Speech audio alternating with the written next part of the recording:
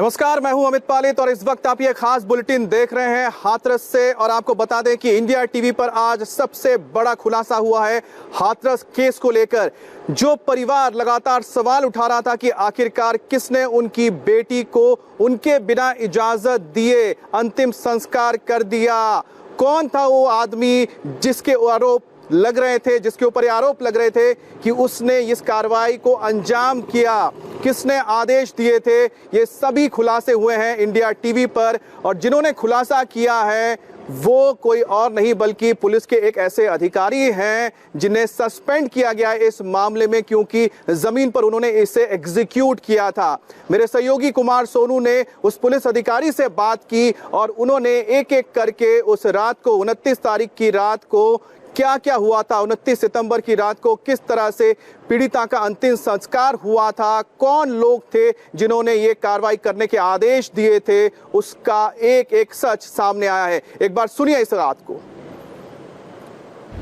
मैं ये जानना चाह रहा था, ये क्या नाम, जैसे क्रिमिनेशन वगैरह रात को हुआ था, आप तो वहाँ पे थे ही, तो ये किसकी देखरेख में हुआ था ये सब चीजें? नहीं, मेरी वहाँ उसमें जहाँ वो क्रिमिनेशन हुआ था, हाँ, उससे करीबन 50 मीटर पहले मेरी ड्यूटी थी। हाँ, और ड्यूटी के सीधे गांव पे ड्यूटी थी, घर पे। हाँ, लेकिन जब वो वहाँ से बॉडी चली थी वहाँ हाँ, के लिए, हाँ, तो फिर ये था कि सब लोगों को ये कहा गया था वहीं चलो, हाँ, और मुझे उस पॉइंट पे लगा दिया गया था। तो आपको ये किसने कहा था कि सब लोगों को वहाँ क्रिमिनेशन ग्राउंड पे चलो?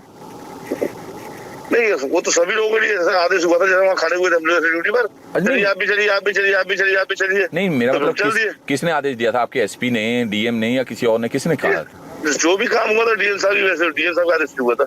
अच्छा, यानी कि जो अंतिम संस्कार रात में भी किया गया ये सब डीएम साहब का आदेश था? नहीं, वहाँ तो ये तो मुझे पता नहीं है कि वहाँ उसके घर वाले भी मौजूद थे, 2-3 लोग मौजूद थे शायद, हाँ, जो मुझे मालूम पड़ा है। हाँ, लेकिन जो वहाँ जो सर्विस अथॉरिटी थी, हाँ, वो जानते ही आप आईएएस बड़े होते हैं, हाँ, तो वो मौजूद थे वहाँ पर घर पे। नहीं, मैं वही, कप्तान साहब भी मौजूद थे, डीएम साहब भी मौजूद थे। नहीं, मैं वही पूछ रहा हूँ क्योंकि देखिए आप तो पुलिस विभाग से हैं, तो मेरा मतलब ये है कि जो क्रिमिनेशन का आदेश हुआ रात में वो डीएम साहब का था या आपके कप्तान साहब का था? वहाँ तो ये था कि चलो चलो चलो चलो चलो चलिए वहाँ से। अब स्पष्ट रिटर्न मॉडल था नहीं मेरे पास इस चीज का। नहीं, वैसे क्योंकि भाई आप तो बहुत सीनियर अधिकारी हैं और सेंसिबल अधिकारी हैं, तो और क्राइम ब्रांच में भी हैं, तो भाई आप ऐसे तो है नहीं कि भाई भेड़ चाल में कोई भी चला जाएगा। मैं वही पूछ रहा हूँ। मेरा मानना तो ये इन्वॉल्व कोई अगर रिटर्न ऑर्डर हो या ना हो, हाँ, लेकिन समस्त ऑर्डर जो है वो जिले में जो कभी कोई विड्रॉल ऑर्डर होता है तो डीएम साहब के आदेश मान जाते हैं। अच्छा, यानी डीएम साहब के आदेश पे रात में क्रिमिनेशन हुआ था? हाँ, यही मानना पड़ेगा। क्या बोलते हैं, जो ये जो पूरी स्थिति वगैरह भी बिगड़ी है, पुलिस वालों का सस्पेंशन भी हुआ, आईपीएस एसोसिएशन ने तो सवाल भी उठाए हैं उस पे, आपको लगता है कि ये सही हुआ या गलत हुआ? नहीं, ये तो हमेशा ये तो हमारी आदत पड़ गई है कि हमें कटना है। हम इंस्पेक्टर बने हैं तो हमें एक दिन जो है ये सामना करना पड़ेगा, 2 बार या 3 बार तो करना ही पड़ता कम से कम। अच्छा, ये तो आदत में हमारी पुलिस में आ ही गया है। नहीं, ऐसा क्यों फिर? हम जानते हैं कि वो खल्लड़ में सिर दिया है तो मूसल से कटना ही कहावत है।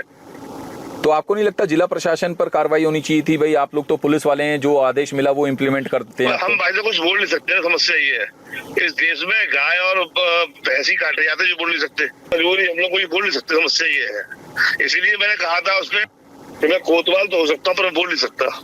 हाँ, वो मैंने आपका सुना था, वो रात में वीडियो भी जो सामने आया था, आपने कहा भैया हमारी तो जिम्मेदारी लॉ एंड ऑर्डर। बाकी विडम्बना भाई साहब ये है, मैंने पर्ची दिखाई नहीं हूँ आपसे, आप रिपोर्टर हैं, भाई हार्ड बात कर रहा हूँ। मेरा कहना ये है कि ये तमाशा क्यों होता है? अगर ये हकीकत मालूम है पुलिस को, हाँ, मुझे तो लोकल पुलिस सब जानती है, हाँ, ऐसा कोई ये सेक्टर जो बांटे जाते हैं, थाना जो बनाया गया अंग्रेजों के जमाने से, हाँ, वो इसलिए बनाया गया है कि आपको गली मोहल्ले की, चौक चौबारे की, घर घर की मालूम होती है कि घर में क्या चल रहा है। हाँ, और ये सब पुलिस को मालूम था। यानी राजनीति का शिकार हो गए जो सस्पेंड हुए हैं पुलिस वाले? टोटल तो सारे सस्पेंड हुए हैं जो राजनीति की वजह से हुए? बस मेरा मानना तो यही है। अरे उस हेड मॉडल का बेचारे क्या गलती बेचारे की उसकी, हाँ, उस महिला कांस्टेबल की क्या गलती है? हाँ, कप्तान साहब बेचारे बोल नहीं रहे, नए आए हुए थे, 1.5 महीना हुआ, अभी क्या गलती है? हाँ, जब आप मानते हैं कि लोक सेवा आयोग में सबसे पहले जो मेरिट होती है आईएएस की होती है, जिले में जब भी कोई सीरियस क्राइम होता है, कोई लॉ एंड ऑर्डर मेंटेन होता है तो डीएम के ही ऑर्डर फॉलो किए जाते सारे। हाँ, तो फिर कप्तान क्यों? तो आपको लगता है कि डीएम साहब पे कार्रवाई होनी चाहिए थी पहले? तो नहीं, बात मैं कार्रवाई ही कह रहा हूँ, मैं ये कह रहा हूँ जिम्मेदारी कि डीएम की है। कार्रवाई हुई क्यों? तो आपने सुना कि किस तरह से इस पुलिस के अधिकारी ने एक एक करके उस रात की पूरी सच्चाई आपके सामने बिल्कुल पानी की तरह साफ रख दिया। लेकिन मेरे सहयोगी कुमार सोनू ने ये एफर्ट उठाया और उन्होंने बात की और उन्होंने सत्य को खोज निकाला, क्योंकि इंडिया टीवी लगातार 14 सितंबर के बाद से इस केस की हर एक सच्चाई आप तक लेके आ रहा है। कुमार, आपने जो इनसे बात की थी, इसके अलावा क्या उन्होंने ये बातें बताई कि किस तरह से पूरी की पूरी जो घटनाक्रम थी उस रात को किस तरह से धीरे धीरे अनफोल्ड हुई, माने एक के बाद एक सीक्वेंस में किस तरह से घटी है, क्या उन्होंने बताया आपको?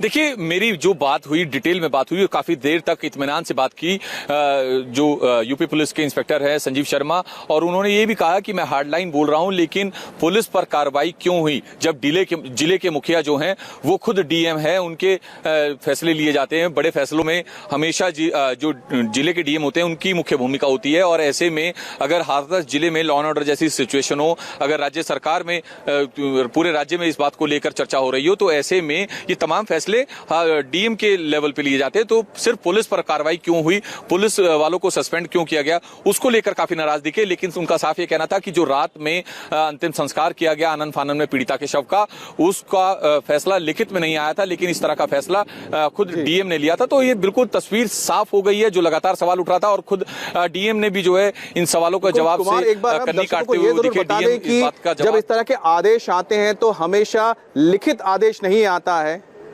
सिर्फ लिखित आदेश नहीं आता है, कभी कभी सीधे ऑर्डर्स दिए जाते हैं, और ऑन द स्पॉट कई बार जो बड़े अधिकारी होते हैं ऐसे हालात में सीधे ऑर्डर्स देते हैं। इस बीच आपको बता दें कि हमने जो ये इतना बड़ा खुलासा किया है, जो उस रात की घटना की सच्चाई हम सामने लेकर आए हैं, जो लगातार परिवार कह रहा था, वो हमने उन पुलिस वालों के मुंह से सुना जो उस रात को वहां पर मौजूद थे, तैनात थे।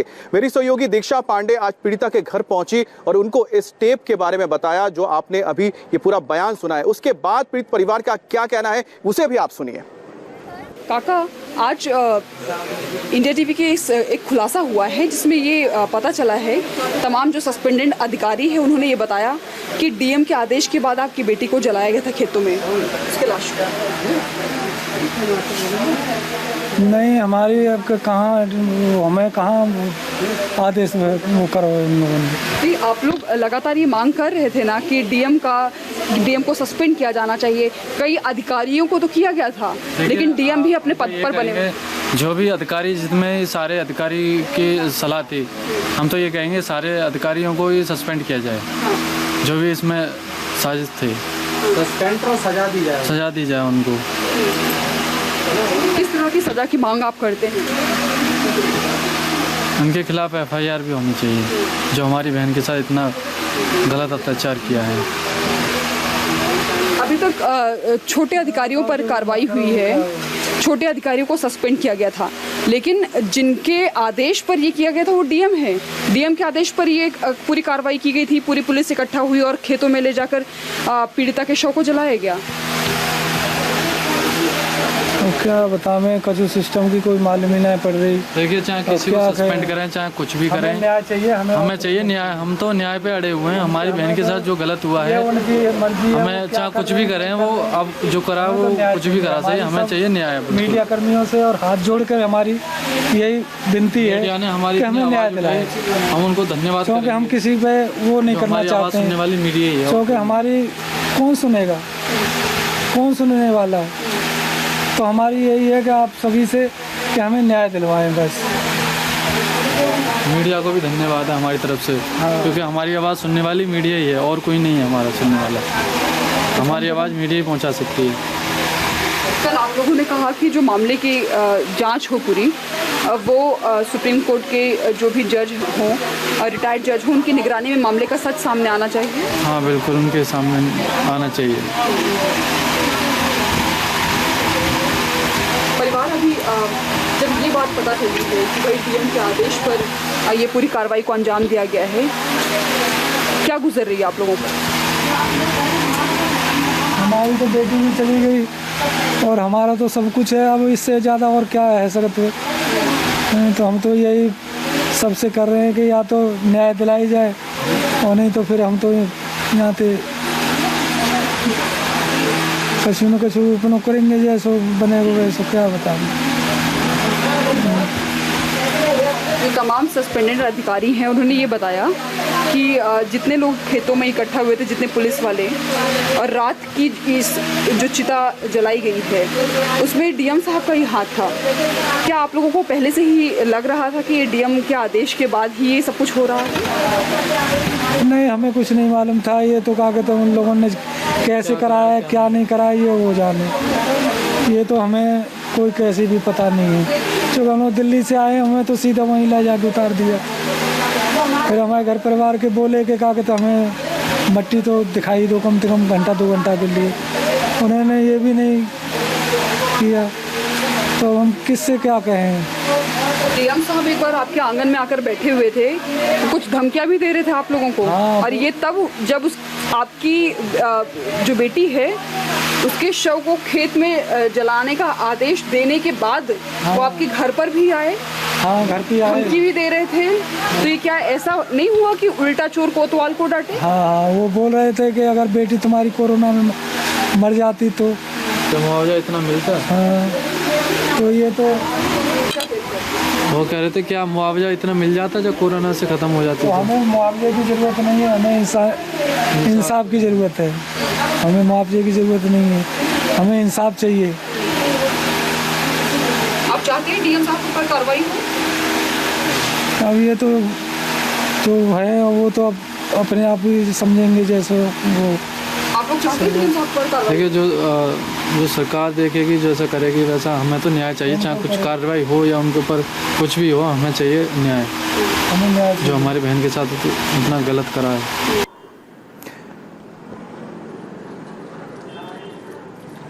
तो आपने सुना कि किस तरह से जो परिवार ये बता रहा है कि उनको अभी भी यही लगता है कि इस सब के पीछे डीएम है और डीएम जब तक नहीं हटते हैं तब तक यहाँ पर निष्पक्ष जांच नहीं हो सकती है। कुमार सोनू ने उन पुलिस वालों से बात की थी। कुमार, एक बात बताइए कि जिस तरह से पुलिस ने बताया कि उस रात को डीएम से ऑर्डर आए थे, ये सारी बातें जब एसआईटी यहाँ पर थी, क्या उनकी जो बातचीत हुई थी इन अधिकारियों से तब भी ये सारी चीजें बताई गई उनको? एक बार अमित अपना सवाल दोबारा दोहरा देंगे प्लीज। कुमार, मैं ये पूछ रहा हूं कि जो बातें आपसे बताई है इन अधिकारियों ने, पुलिस के महकमे के जो सस्पेंड हुए हैं, जब एसआईटी की टीम यहां पर आई थी तब उनसे अगर इनकी मुलाकात हुई है तब क्या उन्होंने ये बातें उनको बताई हैं कि डीएम ने किस तरह से ऑर्डर दिए थे? देखिए, क्योंकि संजीव शर्मा स्पॉट पर जरूर थे जहां पर इस लड़की का, पीड़िता के शव का अंतिम संस्कार किया गया। वहां से महज कुछ कदमों की दूरी पे थे, तकरीबन 40 से 50 मीटर की दूरी पर ये थे। लेकिन एसआईटी ने इनसे पूछताछ नहीं की। जब मैंने इनसे ये सवाल पूछा कि क्या आपसे भी एसआईटी ने पूछताछ की, तो इनका कहना था कि मेरे से कोई पूछताछ नहीं हुई है। लेकिन जो एसएचओ हैं तत्कालीन दिनेश कुमार वर्मा, उनसे पूछताछ हुई। इसके अलावा जो दूसरे पुलिसकर्मी हैं उनसे एसआईटी ने पूछताछ की थी और उन्होंने सब बताया था। दिनेश कुमार वर्मा से जब हमारी बात हुई तो उनका यह कहना था कि मैंने एसआईटी के एक सवाल का जवाब दे दिया है और मेरी गलती यही है कि मैंने अलीगढ़ में उस पीड़िता के साथ खुद नहीं गया या अपनी एक जिम्मेदार टीम को वहां पर नहीं भेजा। अगर ऐसा मैं करता तो शायद ये सब चीजें नहीं होती। लेकिन फिलहाल तो जो बातें कुमार सोनू को इन सस्पेंडेड पुलिस वालों ने बताई है, यही बातें एसआईटी टीम को बताई जा चुके हैं। तो आप समझ सकते हैं कि आगे अब क्या कार्रवाई हो सकती है। आपको बता दें कि जो बड़े खुलासे हो रहे हैं, इसमें एक ताजा अपडेट ये भी आ रहा है कि जो गांव है, पीड़िता गांव, वहां पर क्यों हंगामा हो रहा है, आपको बताएंगे इस ब्रेक के बाद। बने रहिए हमारे साथ।